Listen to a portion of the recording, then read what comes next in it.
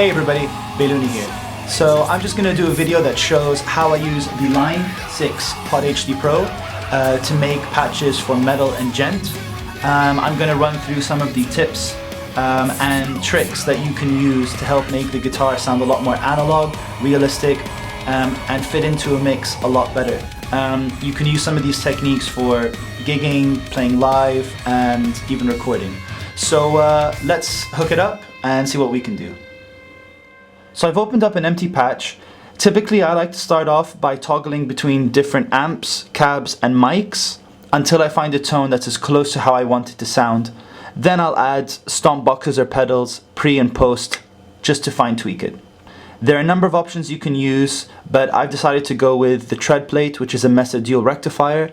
It's a popular amp and it rarely lets anybody down, so I'm going to stick with that.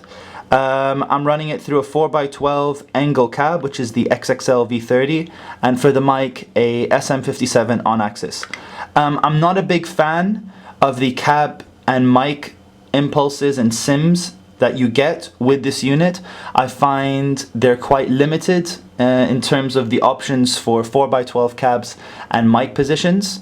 So normally I bypass these two and I run it to a 2-notes torpedo cab, which has fantastic quality impulses and cab options, and the way you can interactively move and place your mic into different positions really gives you endless possibilities in terms of getting a fantastic tone. But for those who don't have this pedal or don't want to invest in one, I would stick with this Engel 4x12 XXL cab and either toggle between a SM57 on or off axis for whatever amp you're using. I'm playing through an Ibanez RG 7-string guitar tuned to drop G, so let's just hear what that sounds like straight off the bat. Alright, now let's just switch on the amp and see how that sounds.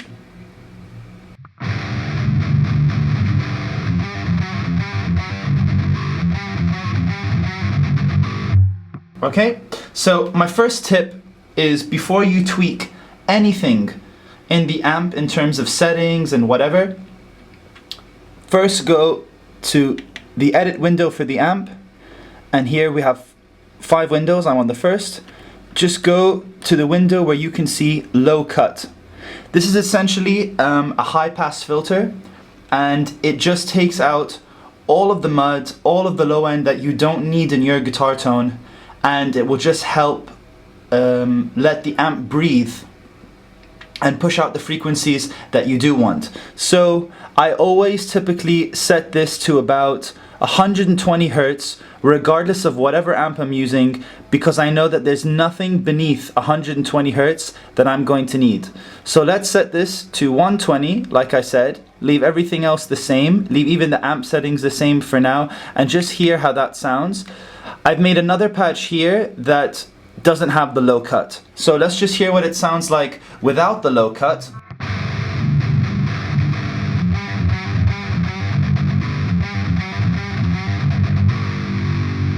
And then with the low cut.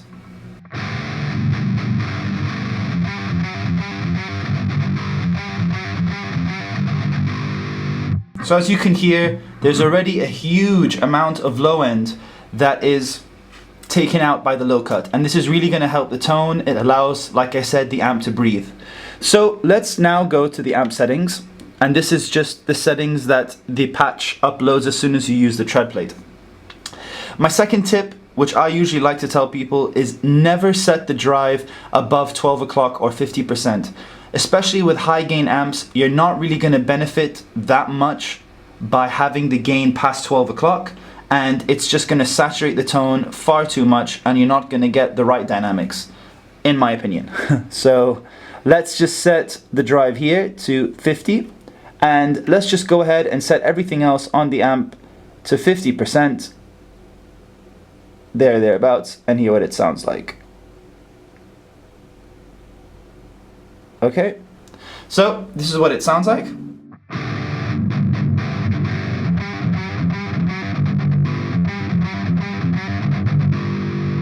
Alright, that's sounding pretty good.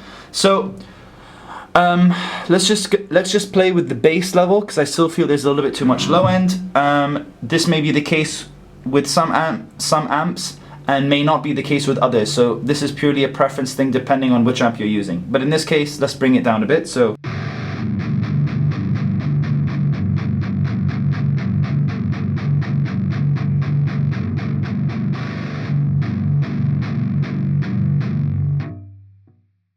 okay, so at about 30%, that sounds good. Let's do the same with the mids. I already know that the Mesa Dual Rectifier has a mid-scooped sound, and especially for djent and metal, we're going to want a bit of mids, because that's where the frequency range for the guitars are going to be. So let's just play with the mids. Let's see what it sounds like at 50%.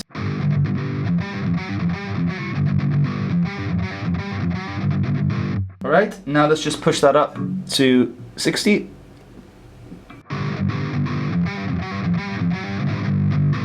Okay, and let's just go with, let's just be more adventurous and go 80.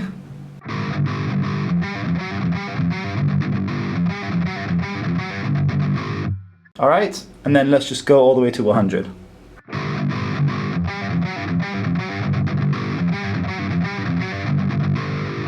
Alright, so in my opinion, I think that at 100 it's sounding pretty good. I wouldn't normally do this with other amps, but like I said, because it's mid-scooped, I'm going to leave it at 100. Let's do the same with the treble and the presence, but with these two you have to be a little bit more sensitive, because you don't want your guitar to sound too thin or shimmery. So let's hear them both at 50%.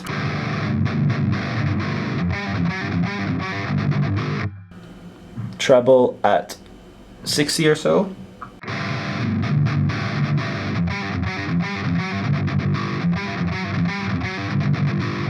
And then let's just go all the way to 100. So as you can hear, it sounds too thin. And let's just bring it back to where I had it at about 60 or so. Good. Alright, let's just do the same with the presence. So let's push up the presence to about 60.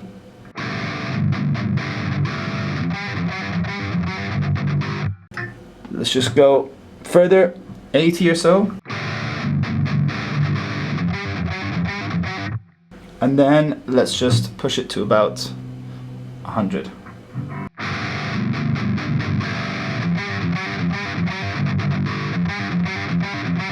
Alright, so I think it sounds nice, roughly about the same place it was as the treble, so about 70, 60 or so, and leave it at that.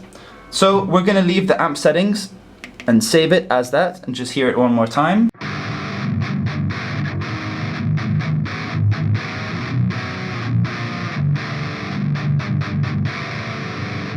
So what we're going to do now is try and add an overdrive pedal, in this case a tube screamer, just so that we can shape out the tone of the guitar a bit. Now in this case, screamer, open it up. Now typically I like to have a low drive but a high tone and output setting. Drive, you could say anywhere between 15 to 20, let's leave it at 20. The bass and treble, like I said, leave them untouched. And then for the tone, we'll just leave it at 73, and we'll just leave the output at 80 for now. So now the pedal is off. Hear what it sounds like again.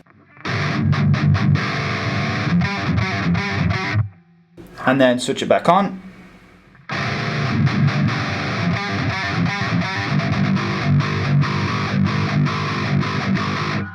Alright, switch it back off. And on.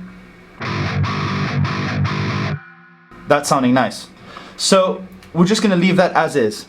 But just a point I need to mention is that when you're using 6-string guitars, your tone doesn't need to be so high. 73 can usually start to make it sound a bit too nasally, purely because 6 strings have a slightly higher frequency response and their range is a bit higher. But with 7-string guitars, because they have those lower strings, you need to shape them out a bit more. But let's save this for now. Then, as is the standard, we'll just add a hard gate, or which is basically a noise gate. I usually like to set the opening and closing thresholds to somewhere between 35 to 40. That usually is a good place to start. And I typically do this before and after the amp, so that one noise gate is cleaning out the noise from the screamer, and the other gate is just cleaning out any of the sound that you get, or the noise you get from the amp. So let's just do the same before and after. Closing, set it to 40, save that, and now let's hear that without them. Oh, switched off the amp. Let's just hear those without the gates, so something choppy.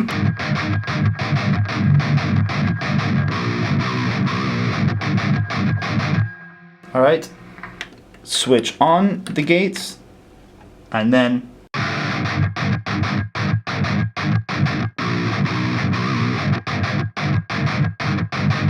and that's sounding pretty good.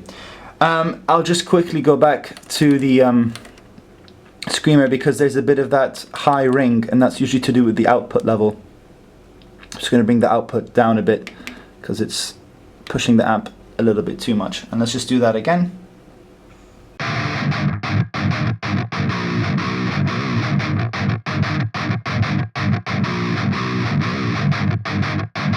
Perfect. So we have a nice tight tone that cuts when we're playing breakdowns, etc. So now after the amp, this is where I like to start to make the tone sound slightly more analog. I usually like to add, if you go to the EQ section, where is it? Oops. Preamp and EQ.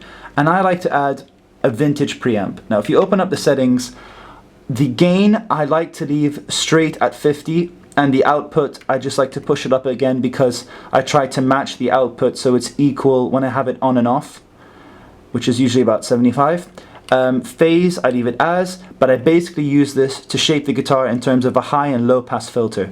Now we kind of already did this with the amp in the edit screen window earlier, but you never know, how strong the high pass filter is, so I like to re-emphasize this in the high pass filter and go back to that 120 setting that we had. But I especially like to use this for the low pass filter, where I can set this to about, I usually about 7.5, 7.7 K. It's too far. 7.7K. And what this basically does is it takes away all of that high end and noise that we're getting while we're playing, not the in-betweens. So I'm going to switch this off so you can hear how it sounds without the preamp, and then with.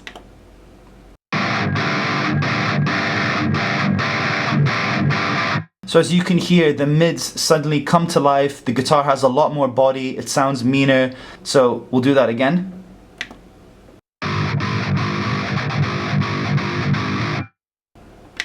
On.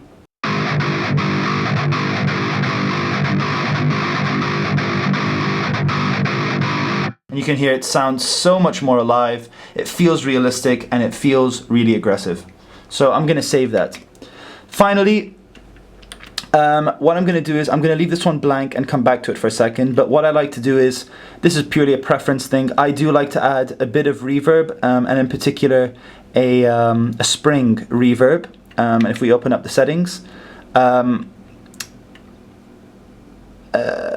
63 spring, yeah, a spring reverb. So I like to set, I like to have no pre-delay, and for the decay, here the first setting, I don't like to have it ring for too long, so I usually set it to about 20%, but the tone dial, I don't want the tone of the reverb to be any brighter or the same tone as my guitar. I usually like to leave it a little bit duller, just so that it feels like it's in some type of room or there's a bit of a decay. So I like to set this to about, you could say about 30.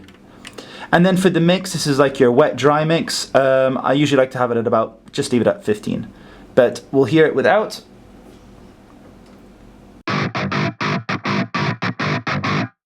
and switch it on. And you hear that slight tail. If you put up the mix, you'll hear it more. But that's a bit too loud, so we'll bring it down to 20 again. And that has a nice roomy feel to it. Sounds even more realistic.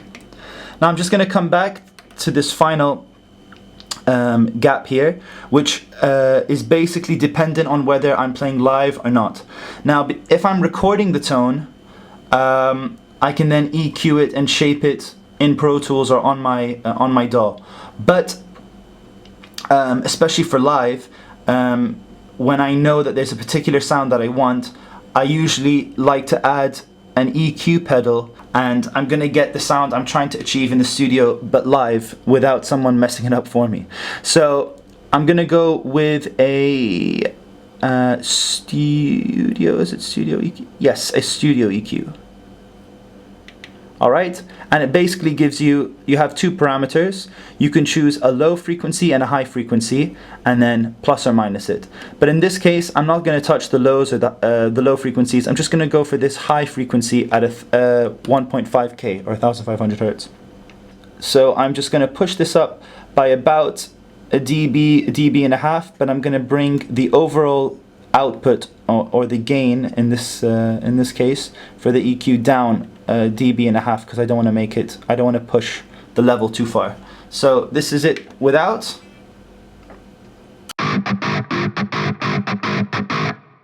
And then this is it with that dB and a half of 1.5K.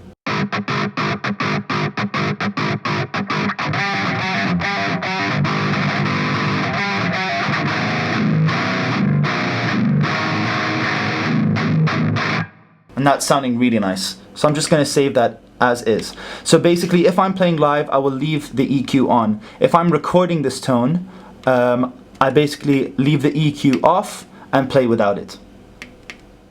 Okay, so that's pretty much how I make my tones using the Line6 POD HDPro. I pretty much follow those tips and tricks regardless of whatever amp I'm using, regardless of whatever guitar I'm using, whether it be 6 or 7 or even 8. And I've even used some of those techniques to help get great tones for other genres of music. So I hope this video helps. If you have any questions or you'd like to know any more about some of the specifics, just message us or leave a comment down below, and I'm sure to get back to you as soon as I can. And until next time, stay safe.